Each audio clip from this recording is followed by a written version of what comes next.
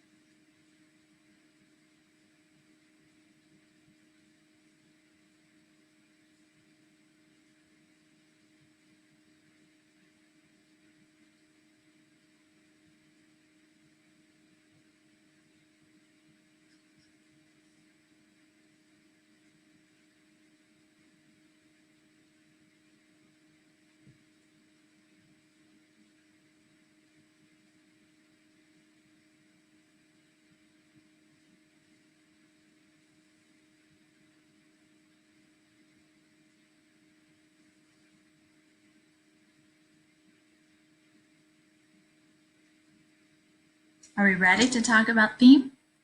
Now, one thing I do want to point out is that I didn't find any research design, and that's because this was accidental research.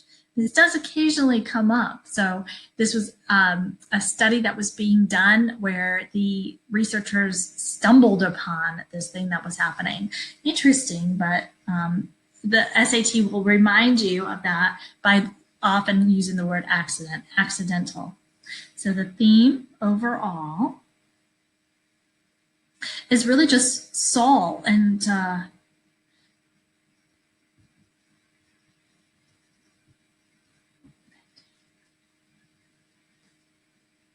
I like how it said that salt rearranging the atoms.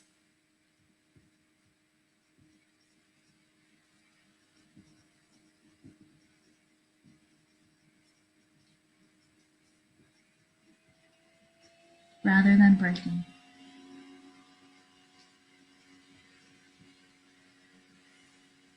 And of course, this is happening in the nanoworld. But I think that's a little too specific. I think that they are saying that it does happen. They're suggesting that it happens outside of the nanoworld as well, underground. So I thought that was interesting. So just salt is bending and rearranging the atoms rather than breaking. It's attracted by something. It's attracted using both surface tension and these, let me say it wrong, electrostatic forces. Let's have a look at some of the questions. Again, not looking at the table. We don't know why we would look at the table. One central idea of the passage is that sometimes materials behave contrary to expectations. I think that word accidental and the findings, and this isn't what they were actually looking for. And so these materials were surprising. I love that. I love A right there. I think that has to do with our theme. These systems can be described in terms of inputs and outputs. I don't like that at all.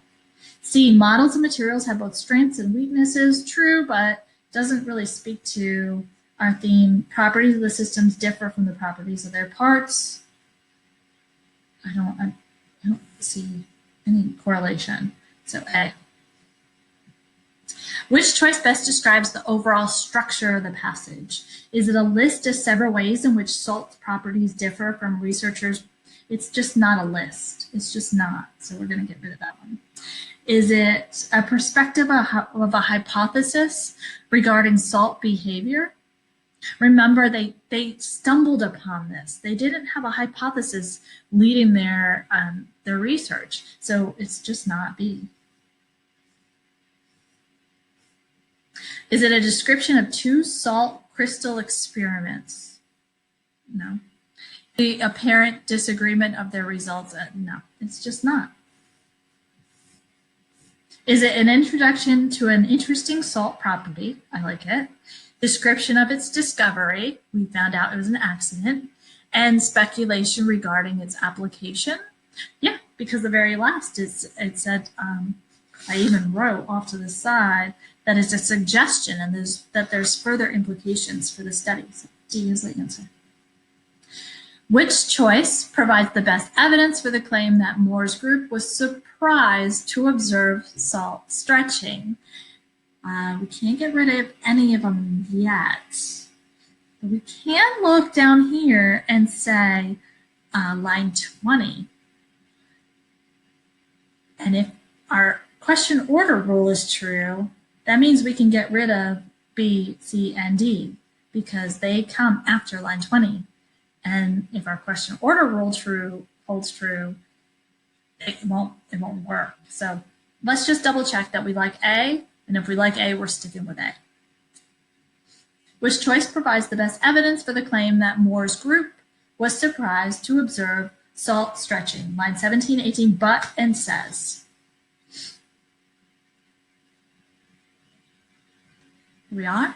But scientists don't expect the super plasticity in a rigid crystalline material like salt, Moore says. Surprised to observe salt stretching?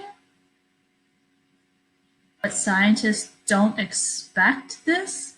It says it word for word. So I'm going with A. Line 25, as used in the line 20, rule most nearly means. Since this is most nearly means, we're not going to look at any of the options. We're looking in line 20 for rule. Sorry about that.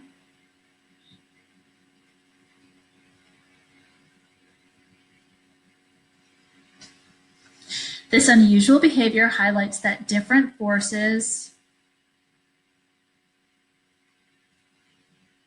How about govern?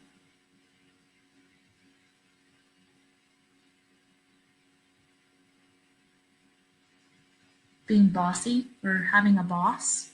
This unusual behavior highlights that different forces govern the nanoworld, or that different forces are bossy in the nanoworld. So let's go with one of those two. Line 25, as used in line 20, rule most nearly means, and we're going with govern or bossy. Mark, no. Control, is that being bossy? Yes. Declare, no. Restrain, no. So we're going to go with B.